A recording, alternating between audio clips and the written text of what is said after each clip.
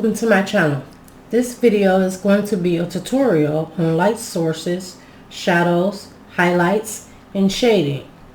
First, if you like these type of videos, please give it a thumbs up so that I know what kind of videos to bring you guys in the future. If you like these type of videos, please subscribe to my channel. Subscribing really helps in getting my videos in front of as many dark coloring YouTubers as possible. Also, don't forget to hit the notification bell so that you are notified whenever I upload new videos. In the description box is where you can find a link to my Facebook group if you would like to join us over there, where we have color alongs, live coloring chats, and coloring giveaways. In the description box, you can also find a link to my Instagram, TikTok, and Twitter if you would like to follow me on one of those. Now let's have some fun and get into this tutorial. So today we are going to talk about finding your light source, shadows, highlights on your coloring pages and how to shade them in so that they stand out when coloring. When coloring, this can be very important. It will also give your coloring a more realistic look and help bring it to life. So what is a light source? Well, it just basically means what direction is the light coming from that is shining onto your coloring pages and objects on your page. When coloring, this can mostly be imagined or it can be mapped out by the artist who drew the picture. Light sources can come from sunlight, light bulbs, or anything that gives light. It tells you where to draw all the light values and shadows on your pages. Learning the basic principles can help make your coloring look less flat and more three-dimensional. The first shadow we will discuss is the cast shadow. A cast shadow is when light is casting shadow underneath an object. So when you're coloring, sometimes you will have to make a cast shadow, or you will see a cast shadow already mapped out in your coloring. But normally a cast shadow looks something like this. I'll draw an example of what cast shadow usually looks like. Say for instance, if we had some grass, I'll say this is my grass. And then we have some trees, and I'll just draw a tree. And no laughing at my drawing because I am not a drawer, but I'm going to try to draw this tree. I'll draw the way I used to draw it in 3rd grade. So I have 2 trees sitting here.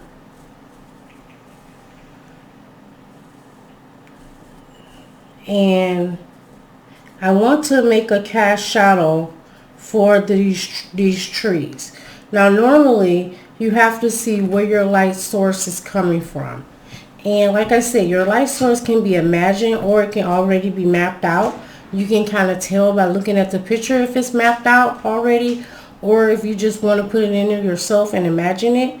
For me right now, I'm going to imagine that my light is coming from here, over here. And I'm just going to put a little sun over here so that I know that's where my light is coming from. It's coming from that way, and it's hitting both of these trees that way. So basically I have light there and it's hitting the trees. So this is not going to be exact realistic, but it's just an example of how you would do your cast shadow. Normally a cast shadow is elongated and it's longer than the picture, and sometimes it's a little the shape is not a whole shape like this shape. The shape is usually kind of scribbly, so I'll just make this like scribbly.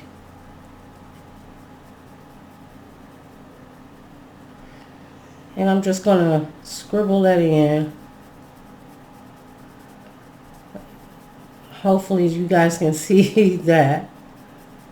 That's my elongated tree. It probably would look a little skinnier than that, but this one is going to be going this way.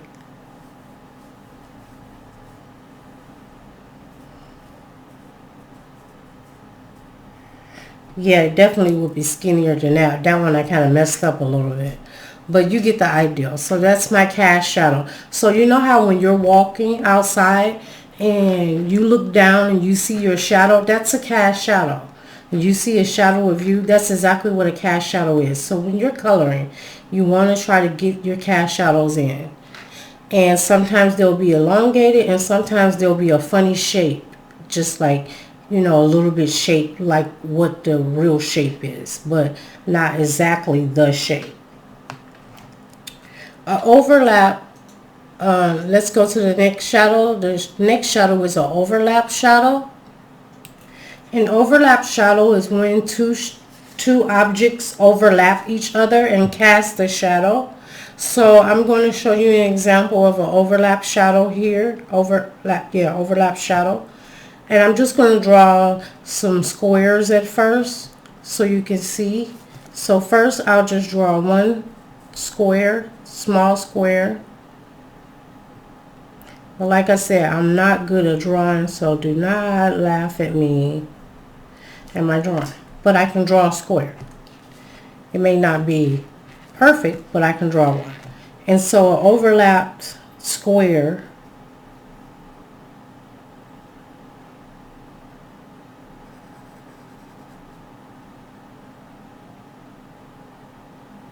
for instance would be like that. And so this square is overlapping that square. And normally when we have an overlap of a cast shadow, you want to put in your shading where the overlap part is. And so I'm going to get my pencil out so I can demonstrate to you where we would exactly put our shadow for our overlap object, our square. And so I'm just going to color that box in one color and then color the other box in another color so you can see the difference in the boxes first. I'm just going to bring this sheet down a little bit so I can reach it.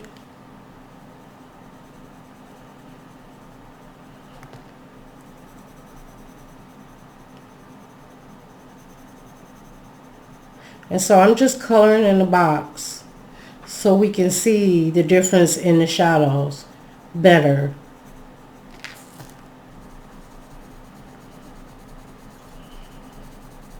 And it doesn't have to be perfect. This is just an example of what that shadow will look like.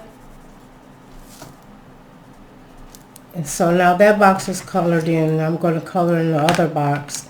And I'm going to use a different color for this box. I'm going to use orange.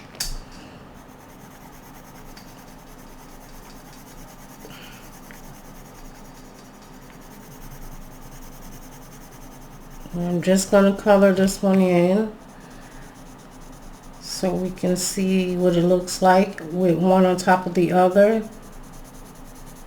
And so if this was an object on your coloring page and something was on top of the other, you would want to show where it's lapping at and where to put your shading, your shadow at. And where you would put your shadow at is right underneath the overlap. So that would go right along here. Right along here is where your shadow would be.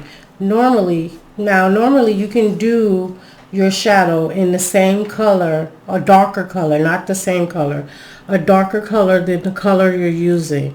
So I'm going to choose a darker color than this orange and get a darker orange to get my shadow out. Right now this orange that I'm using is yellow orange, PC1002.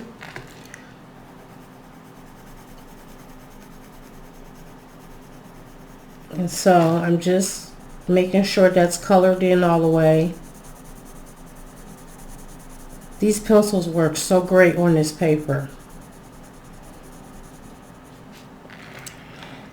So now I'm going to get a darker orange, and the darker orange that I'm going to use is goldenrod, PC1034. And like I said, the shadow just goes right under here where where it's overlapping each other. And so you just want to put it right around there. But I should have made that pencil a little bit lighter. So I'm going to try to erase some of that pencil out so it's not so dark there. That way we can see the overlap.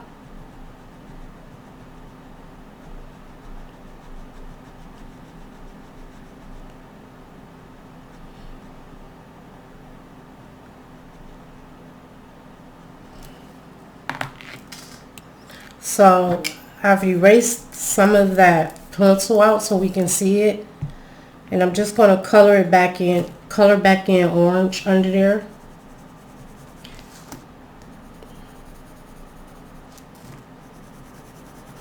And then I'm going to go over it with the blue again, just so we know that's blue.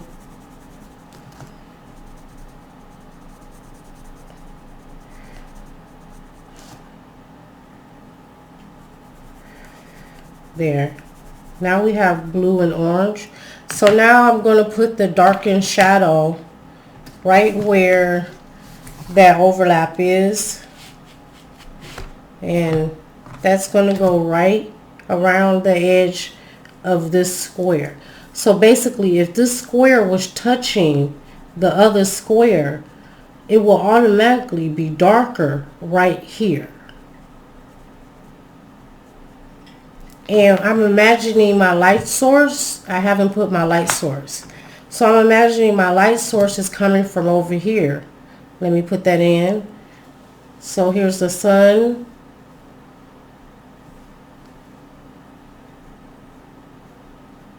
And my light source is coming over here. And it's hitting those.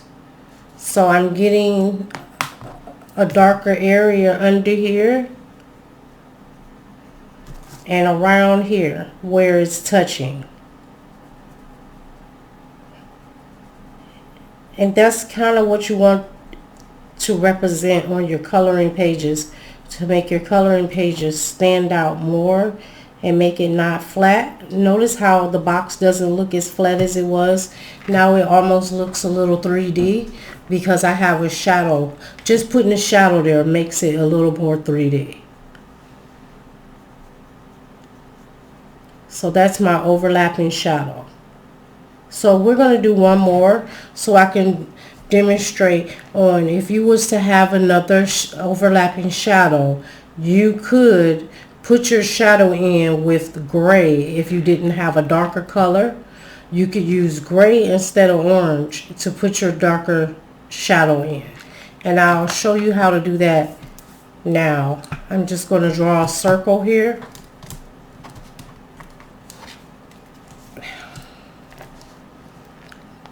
And I think I'm just going to get my lighter pencil so it doesn't be so dark. And I'm just going to draw a circle right along here.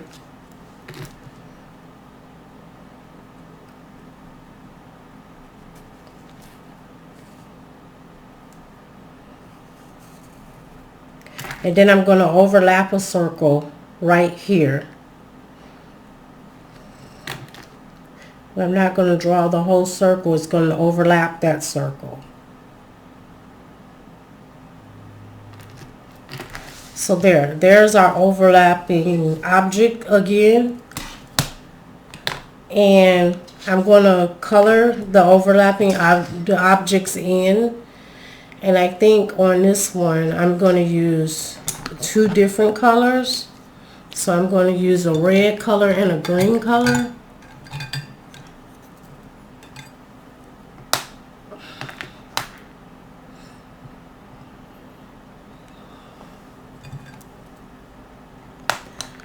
So I'm going to color this one in red and this one in green. This one is, I did the overlapping wrong. This one is overlapping this one instead of that one overlapping that one. So I'll color this one red.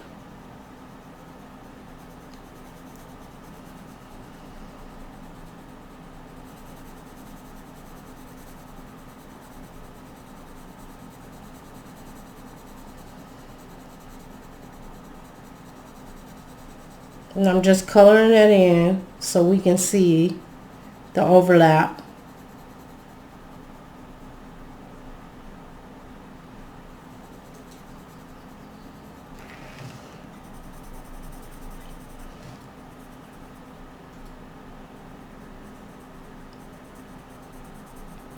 And I'm just coloring around the edge so I know that it's colored in good.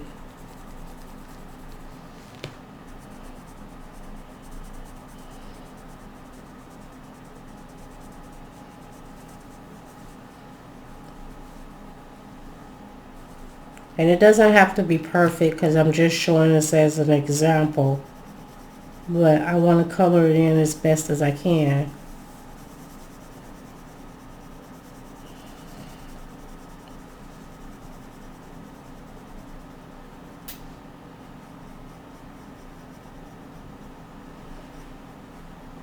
Okay, so now I'm going to color the other one green.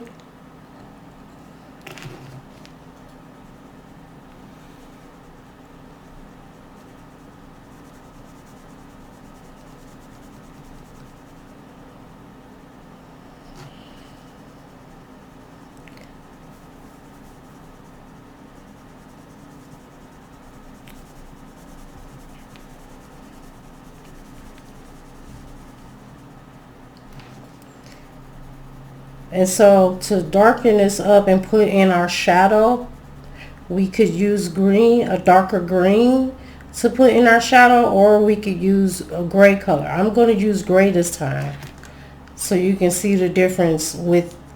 You also could use black, but instead of black, I try not to use black if I don't have to. I would rather use gray than black, because black is just really harsh. But you can use black also. You just wouldn't need to put that much in there. Now the gray that I'm going to use, because green is cool. Green is considered a cool color. I'm going to use a cool gray.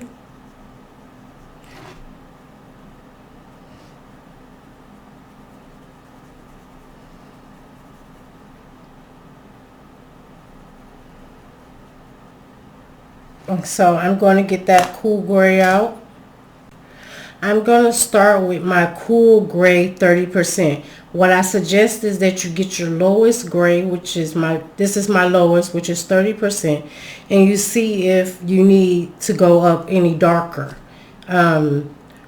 First start out with your lowest one. So I'm just going to go around here.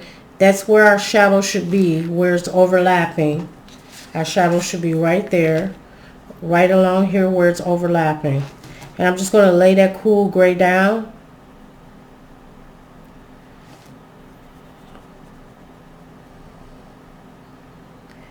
And to me, I think we could go up a little more because it's not dark enough. It's not really giving me a good shade. So you really can't see anything there. So I'm going to go up a little more, maybe 50%. And so here's my cool gray 50%. And I'm just going to color that in around there where it's overlapping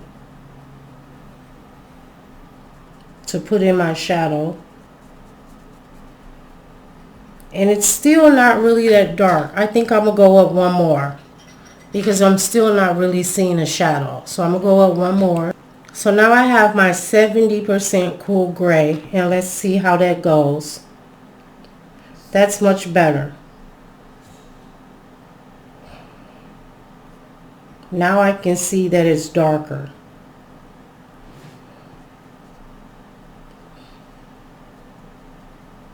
And it looks like it's a darker green when you add that gray. But it's not really a green, it's a gray. So that's the magic of the grays, is that it'll still look like it's the same color.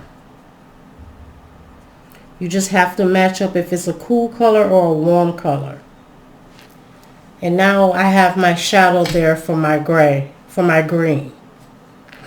And it turned out pretty good. So now I'm going to show you guys how,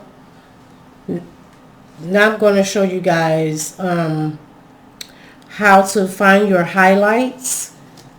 And I'm also going to put in my sun here. I didn't put my sun here, but my sun is up here. My light source is up here, just like that one. And it's coming from this way. So that's how we had a cast shadow right along here. So now I'm going to show you guys how to find your highlights on when you're looking at your light sources. So let me get my circle thing out. So I've drawn 3 circles here, and I'm just going to show you how you find your highlights within your light source and how you will put it in, how you will put your highlights in, your shadows in, and how you will shade it in, and where your light source would be. So we're still doing the light source, the shadows, the highlights, and the shading. So the very first one, I'm going to put, if we were looking for our highlight, our light source is going to be right at the top here. And I'm just going to put the little sun here. Actually, I'm going to use the darker one. I'm going to put the sun here, right above the circle. This is where our light source is, and our light source is going straight down. So if our light source is going straight down, where would our cast shadow be? Our cast shadow is the one that's underneath. So I'm thinking our cast shadow is going to be right in the middle.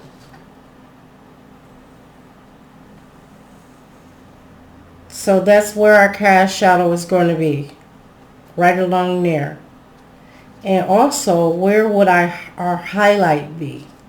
Our highlight would be dead center in the middle.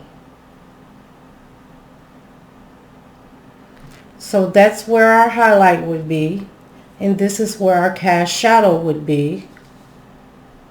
Make sure you guys can see that.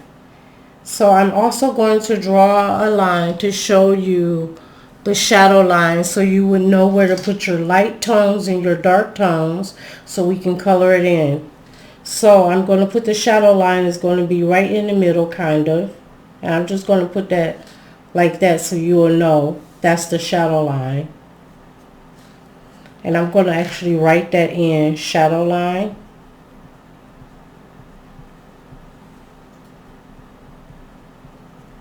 There. This is our cast shadow.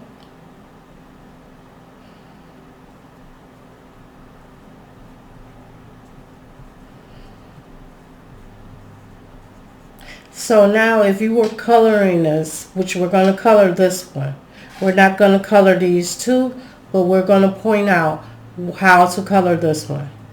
So let's move on to the next ones before we color it. This one, our highlight is going to be over here. No, yeah, our highlight's going to be over here.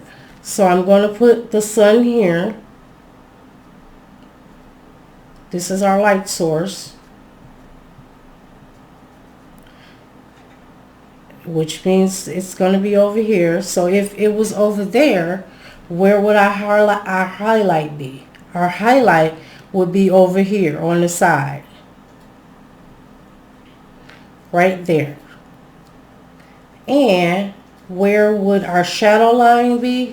Our shadow line would be halfway here. So I'm going to do it around here, just like that. And then our cast shadow, for our cast shadow, it would be over here. And I'm just going to go over here and draw a cast shadow. So that's where our cast shadow is. Now the third one, if our highlight was over here, let's put our highlight over here. I mean our light source over here.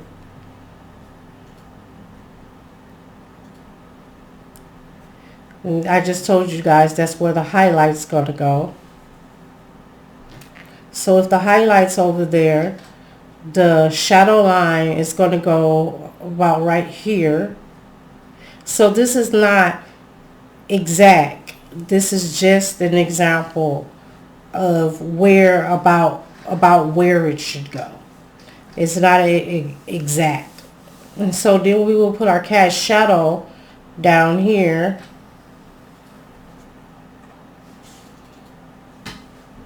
And now we have our cast shadow, our shadow line, and our highlight. So if we were to color this, if you were using this as a coloring page, and you were coloring this object, and you wanted to show your highlights and your shadows and your shadow line, and instead of this being a flat circle, we want to make it a sphere. And to make it into a sphere, we have to color it. So if this is our cast shadow down here, normally your cast shadow, the color your cast shadow is a gray color. It's usually a dark gray color. And so I'm just going to use a dark gray color for this cast shadow. And I'm just going to color that in. So that way we'll have that already colored in.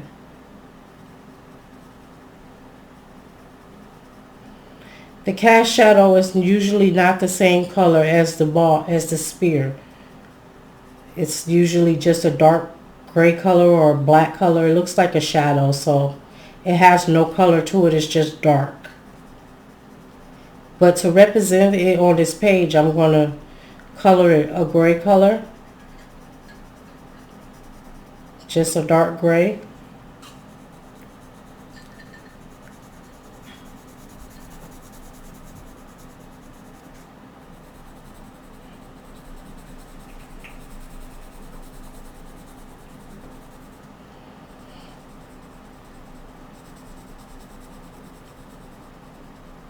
Now, if we wanted to make this sphere, this circle, flat circle into a sphere and make it more three-dimensional, we will have to put our shadows in and our highlights in and all of that.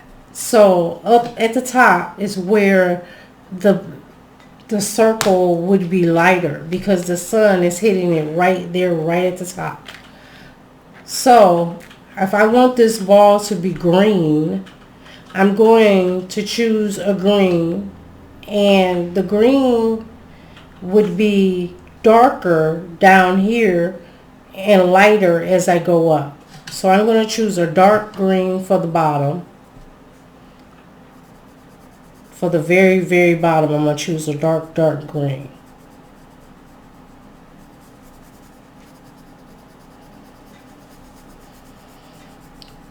And I'm not going to put it all the way up. I'm going to jump to a middle green in a minute. So that way, so the very bottom would be the darkest.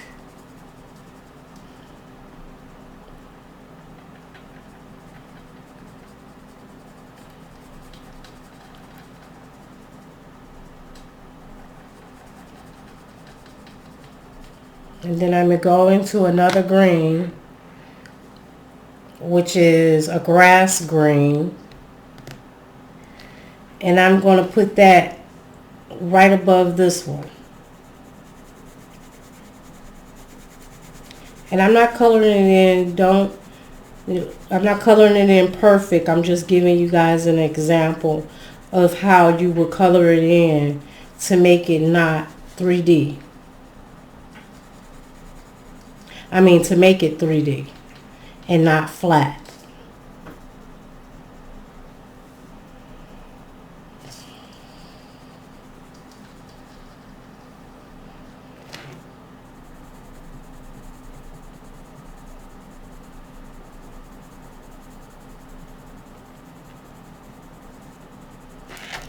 So the higher we go up, the lighter the green we get, because we're getting more light at the top. Because that's where our light source is. It's at the top of here. So I'm going to use a mid-tone green to go to the top. So I'm going to change my green to a mid-tone green, which is going to be apple green. And I'm going to put that apple green right at the top, right in the middle here.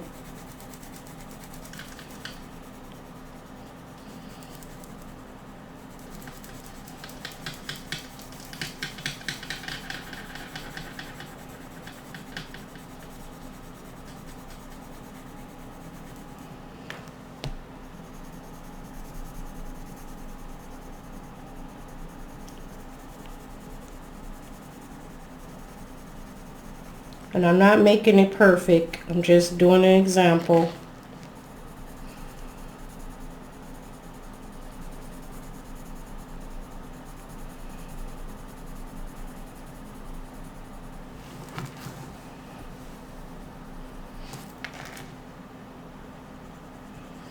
And so if we were coloring in the highlight at the top is our highlight, and we should put something there saying that's the highlight.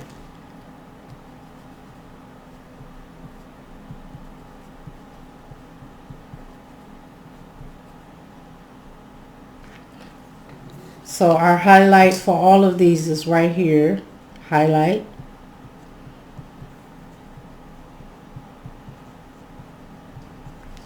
And our highlight.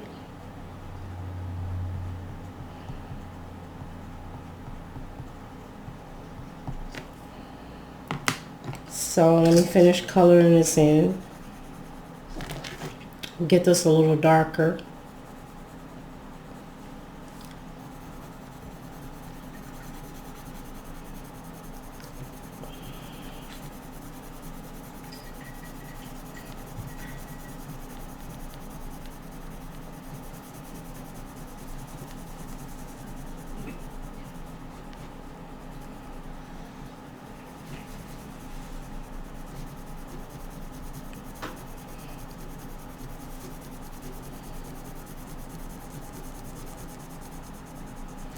And so now we need to put our highlight, and we're going to need a lighter color, a lighter green, and I'm going to use chartreuse.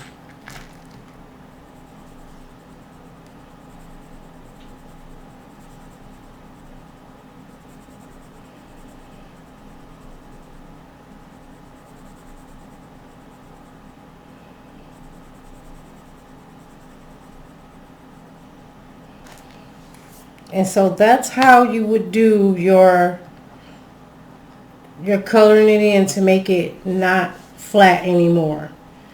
You would do different shades for where the light is represented on the shape.